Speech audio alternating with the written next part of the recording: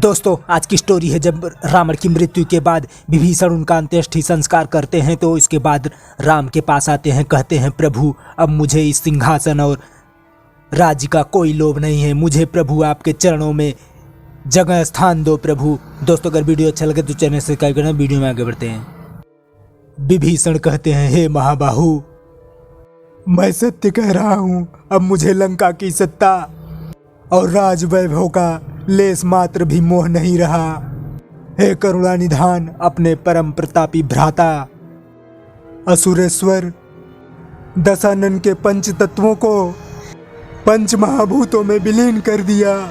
अपने आत्मिक जनों को अग्निमुख देने से अधिक करुणाजनक कठोर कर्तव्य जीवित मनुष्य के लिए और दूसरा नहीं होता। राम कहते हैं जिस भावना के वशीभूत होकर तुम इस समय यह कह रहे हो उसे स्मशान वैराग्य कहते हैं, परंतु भावना से कर्तव्य महान है। मृत्यु से जीवन और भूत से वर्तमान हमारे कर्मों का आवाहन है मित्र। प्रतिक्षण प्रतिपल परिवर्तन प्रकृति का नियम है। प्राणी मात्र को उसके अधीन होकर कर्म करना ही पड़ता है। नए सिरे से असुर जाति की अनुशासन की व्यवस्था लंका के प्रजा के कल्याण के लिए लंका का राज्य भार संभालना अब तुम्हारा पुनीत कर्तव्य है। एक राजा जाता है, दूसरा राजा सिंहासन आरूढ़ होता है।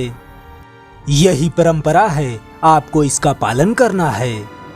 राम कहते हैं महाराज सुग्रीव, आंजनेय, हनुमंत, जामवंत, अंगद, आप सब लक्ष्मण के साथ लंका जाइए और हमारे मित्र हमारे सहयोगी विभीषण जी को लंका के सिंहासन पर आरूढ़ करके रघुकुल के वचनों का पालन कीजिए। विभीषण कहते हैं हे भक्तवत्सल, अपने वचन के पालन के लिए तो आपको स्वयं चलना चाहिए। राम कहते हैं मैं पितृदेव के वचनाधीन मैं अभी नगर में प्रवेश नहीं कर सकता और लक्ष्मण तो राम की ही प्रतिमूर्ति है, ये कार्य उन्हीं के हाथों संपन्न होगा। लक्ष्मण, जिस प्रकार तुमने किष्किंधा जाकर सुग्रीव जी का राज तिलक किया था उसी प्रकार लंका जाकर विभीषण जी का राज्य तिलक करो। लक्ष्मण कहते हैं जो आज्ञा भैया। लक्ष्मण कहते हैं चलिए विभीषण जी। और फिर लंका में जाकर लक्ष्मण उनका राज्याभिषेक करते हैं और सभी लोग महाराज विभीषण के जयकारे के नारे लगाते हैं। फिर विभीषण राम से मिलने आते हैं। राम कहते हैं अभिनंदन अभिनंदन लंका नरेश महाराज विभीषण। विभीषण कहते हैं रघुनंदन मेरा प्रणाम स्वीकार कीजिए, मुझे आशीर्वाद दीजिए, मैं इस भार को उठा सकूं, ऐसी शक्ति मुझे प्रदान कीजिए कृपा सिंधु। राम कहते हैं महाराज विभीषण तुम जैसा नीति निपुण निर्मल निश्चल राजा आज लंका की प्रजा को प्राप्त हुआ।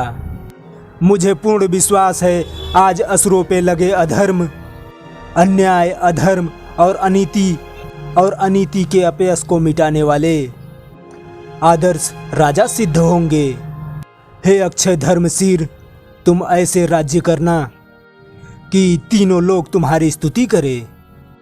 जो देवता, गंधर्व, किन्नर असुरों को अपना विरोधी मानते हैं वो भी असुरों के प्रति अपनी दुर्भावना त्याग कर तुम्हारा आदर करें।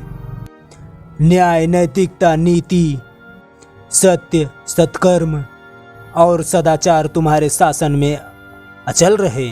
विभीषण कहते हैं प्रभु आपके बताए सत्य और धर्म के सन्मार्ग पर चलकर असुरों पे लगा अपयश ही धोना हमारे जीवन का लक्ष्य होगा। तो दोस्तों अब तक की स्टोरी आपको कैसे लगी, ठीक ठाक लगी हो तो भैया प्लीज़ चैनल सब्सक्राइब करना, वीडियो को लाइक से भी करना। वीडियो देखने के लिए धन्यवाद। Thank you. जय हिंद।